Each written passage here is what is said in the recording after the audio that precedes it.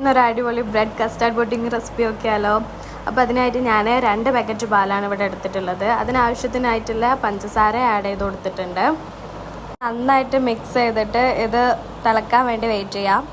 പിന്നെ നമുക്ക് വേണ്ടത് കസ്റ്റാർഡാണ്. കസ്റ്റാർഡ് കുറച്ച് പാലിൽ മിക്സ് ചെയ്തിട്ട് വേണം ഇതിലോട്ട് ആഡ് ചെയ്ത് കൊടുക്കാൻ. അത് ചെറുതായിട്ടൊന്ന് കുറുകി വന്നാൽ നമുക്ക് ഫ്ലെയിം ഓഫ് ചെയ്യാം. പിന്നെ വേണ്ടത് പഴവും ഒരു ആപ്പിളും ആണ്. അത് ഞാൻ കട്ട് ചെയ്തെടുത്തിട്ടുണ്ട്. പിന്നെ നമുക്കിതിലോട്ട് ബ്രെഡ് ടോസ്റ്റ് ചെയ്തെടുക്കണം.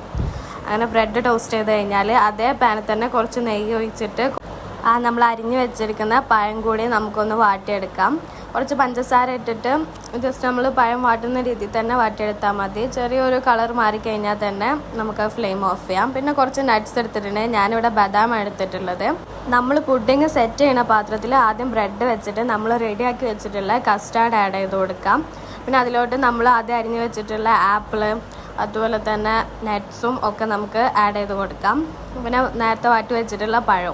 പിന്നെ നമ്മൾ ഈ പ്രോസസ്സ് തന്നെ കണ്ടിന്യൂ ചെയ്യുക. നമ്മൾ ബ്രെഡ് വെച്ച് കൊടുക്കുക, കസ്റ്റാർഡ് വെച്ച് കൊടുക്കുക, നമ്മൾ നേരത്തെ ഇട്ടിരിക്കുന്ന അതൊക്കെ തന്നെ വെച്ചിട്ട് കണ്ടിന്യൂ ചെയ്യുക. ഇതിന് ഒരു 8 മണിക്കൂറെങ്കിലും അറൗണ്ട് നമ്മൾ ഫ്രിഡ്ജിൽ വെക്കണം. ഒരു അടിപൊളി പുഡിംഗ് ആട്ടോ, സത്യം പറയാമല്ലോ. നിങ്ങൾ എല്ലാവരും ട്രൈ ചെയ്ത് നോക്കുക, എല്ലാവർക്കും ഇഷ്ടപ്പെടും. പിന്നെ വീഡിയോ ഇഷ്ടപ്പെട്ടാൽ ലൈക്കും സബ്സ്ക്രൈബും ചെയ്ത് സപ്പോർട്ട് ചെയ്യാൻ മറക്കല്ലേ.